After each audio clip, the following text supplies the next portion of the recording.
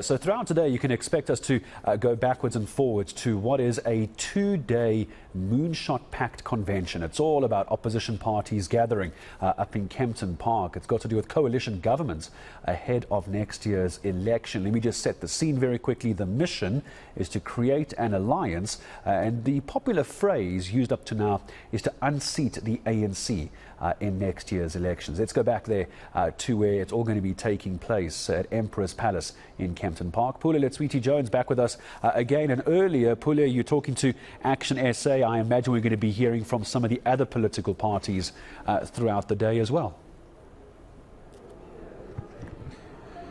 Well, yes, that's correct, Gareth. To chat to us this morning, of course, will be a Democratic Alliance who've been quite vocal, who were one of the ones who spearheaded this multi-party national conviction in the name of the Moonshot Pact earlier this year.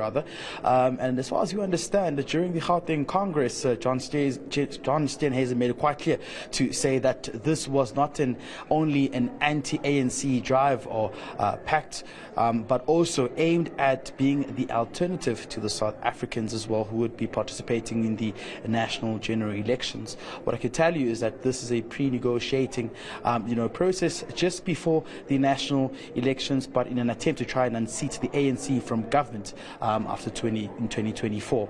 As far as we also do understand is that there's been quite a lot of talk around the ANC's relationship with the Democratic Alliance. We've seen the ANC Youth League coming out to say it will be a tactical move if the ANC would work with the DA. But to get more clarity around this, we're joined by John Steenhuisen from the Democratic Alliance, who speaks to me right now. John, thank you very much for making time and chatting to us on eNCA. Let's just first maybe start with the what we've been hearing in the public gallery around the ANC and the DA possibly working together as well in a coalition in 2024. Has it come to your attention, and what's your reaction around this as well? Well, let me be very clear. There's no discussions with the ANC, nor have there been discussions with the ANC about a grand coalition. The only negotiations that the Democratic Alliance has been involved in are the ones that have revolved around forming a multi-party pact. If I wanted a grand coalition with the ANC, I'd be at Luthuli House today. Instead, I'm at Emperor's Palace with 7 other parties, planning about how we can unseat the ANC and put in power an alternative. That is our commitment to the people of South Africa. It's not healthy in a democracy to have a party that's in power for 30 years. There needs to be a change in power. I think it'll do the ANC some good to spend some time in the opposition benches. And my focus from now until the next election is getting this multi-party pact over the line with a majority so that we can usher in a new era of hope and prosperity for the country. What does this multi-party national convention mean for your constituency at large? Well, it's not about the politicians sitting around the table today, actually. What the next 2 days are about the unemployed graduate who's sitting at home wondering if they'll ever get a job. It's about the mother who worries how she's going to feed her young family. It's about citizens cowering in their homes, afraid of crime and criminals that are stalking the country. It's the business people who are frustrated with having the power cut through load shedding. These are the things that worry South Africans, and these are the solutions that the next 2 days need to set out putting onto paper, coming together around values and principles, a program of action, and a new alternative for South Africa. This has got to be a lot more than just about being a group of parties that are anti-ANC. It's about being pro-South Africa, and that's going to be the alternative. Yeah, but does it represent the views of your constituency and the resolutions that are taken at the National Congress of the DA? Yes, absolutely. I think that all South Africans across the board, and we'll release some information during the course of this particular 2 days that shows that this initiative has the overwhelming support of the majority of South Africans across all race groups who want to see parties working together to be able to come up with solutions for them. They're tired of the petty squabbling. They're tired of people fighting battles that are long fought and won or lost. They want to see people obsessively focused on their future and the future of their country and the future of their children. And I think that's what the moment causes us to rise to today. When you go down to local local government, we've seen how the multi-party has been, of course, in working together as well to try and bring about stability in governance. But of course, there's been challenges.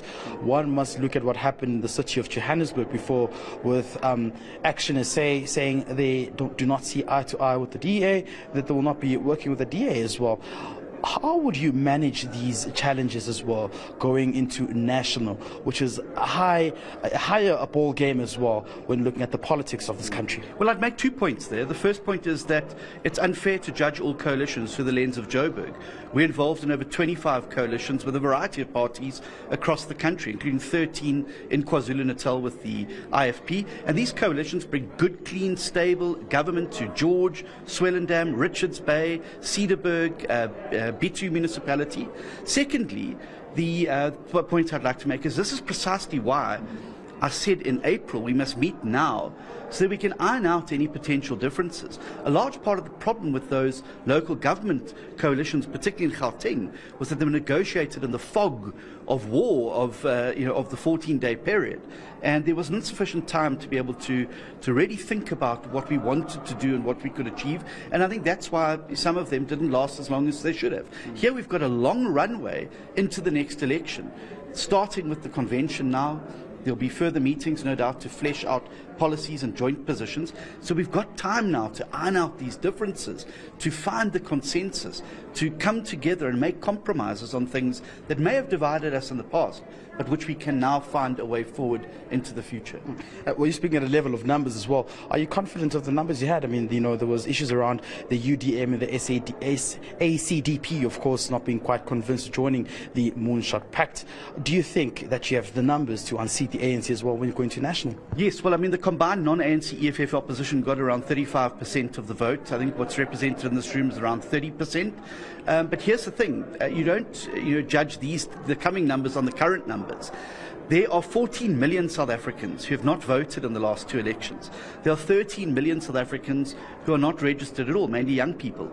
If this pact can retain its current support, grow as political organizations, and then attract just 10% of each of those market groups, we'll be well over the finish line in the next election. Only 5.1 million people voted for the ANC in the last election.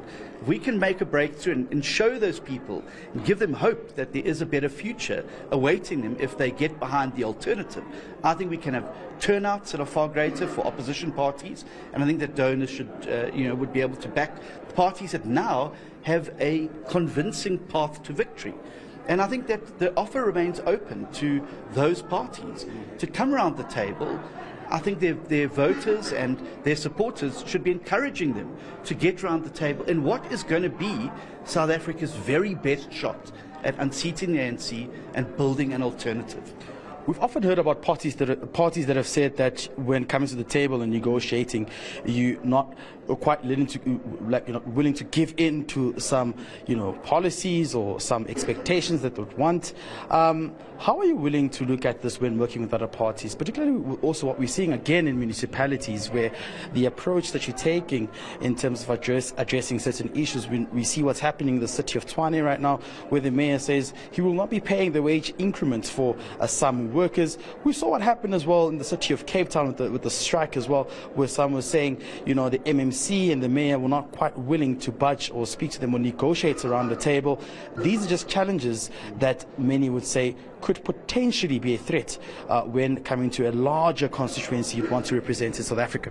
Well, let me just say this, that the problem in South Africa is the impunity that exists, where people act outside of the law and simply get away with it. And I'm proud of the position that our mayors have taken in both those instances, because for once we've got government saying we won't negotiate with a gun to our head, people will not bring guns to meetings to intimidate us, and we will stand up for the rule of law. Goodness me, if we had had that type of mettle being shown by our government, we would be sitting today with justice for the Marikana people who were mowed down. We would have consequences for those who were responsible for it. Nobody has been held accountable, and it is this lack of the rule of law that is leading to the breakdown of law and order in South Africa. So I think citizens should take heart that they've got a government that's prepared to stay. We will stand up for the rule of law, because only societies that are governed by a rule of law and respect for the rule of law are able to prosper and go forward, because everybody knows where they stand in that particular environment. I think that the spinelessness shown by the presidency on the Zuma matter, the fact that there's still no justice, and no one high profile being charged as a result of the Zondo Commission report, despite the fact that we're now 3.5 years and 15 bill past it. It's exactly that culture of impunity that is undermining our ability to prosper and go forward as a country. Just lastly, obviously you are going to these agreements today. There'll be talks, a dialogue, and just an exchanging of political ideas as well.